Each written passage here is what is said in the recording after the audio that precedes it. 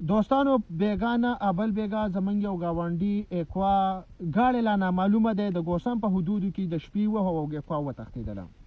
دا کوم هلک چې دی نو دی تقریبا 12-13 سال عمر دی او اکسپایر کېدو ته مکمل ورنږدې دی.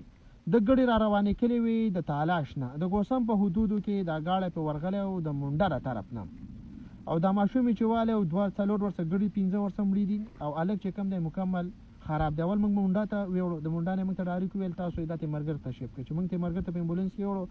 امبولانس موږ هلته شپې موږ ته سهار کې وویل شول چې دا هلک زموږ سره دلته ټیم نور نشي اخیستی تاسو پیشه ورته یوسئ. موږ د شپې ته شپې هلک چې کوم دی نو پیشه ورته ویوړو. زما د منډا د ایسیچو اقلامین صاحب نه دا درخواست دی چې په دې کې تاسو زموږ سره بھرپور کوشش وکړئ. په دې کې ایپایر هم شوی دی خو اوسه پورې موږ ته د اکوا دا کم ګاډی چې دی دا تښتېدلی ګاډی چې دی د دې هېڅ قسمه موږ ته معلومات رانل. موږ اکوا یادو خو صرف په دوی بنیاد یادو چې په دغه لس نیمې بجو په ټیم کې کوټکي په حدودو کې یو ګاډی ویل چې خوش و ښکته او اکوا خوشې وه او بامپرې مامپرې پسې نه وي او شلېدلی خوشې و. صرف د دغې د وجې نه موږ اکوا یادو.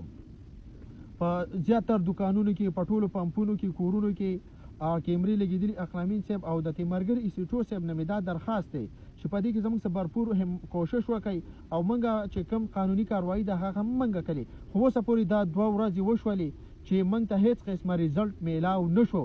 موږ یو ځل بیا زه د ټول قام نه دا اپیل کوم چې په دې کې زموږ سره ودرېږي او ځوان چې کوم دی نو 12-13 سال ځوان دی او هغه اکسپایر کېدو ته لکه مرګ ته ورنږدې دی هغه هېڅ قسمه دی ژوند دنیا کې نور نشي کولی. او تصویران چې کوم دي هغه زما سراسري خو زه تاسو سره دا نشم شیر کولی چې د هغه کوم د فیسبوک او د ټیک ټاک کمیونټي چې ده د هغو بیا یې ختموي موږ ویډیوګانې به یې خرابوي. یو ځل بیا د قام نه مې دا اپیل دی او د ایسیچو صاحب نه مې دا اپیل دی چې په دې کې زموږ څه بھرپور وردېږئ او که نه وردېږئ نو دغه زموږ وس ته چې بیا منډه چاوه کومې ته بند کړو کومې ته یې مرګره ته بیا بنده کړه. صحیح ویله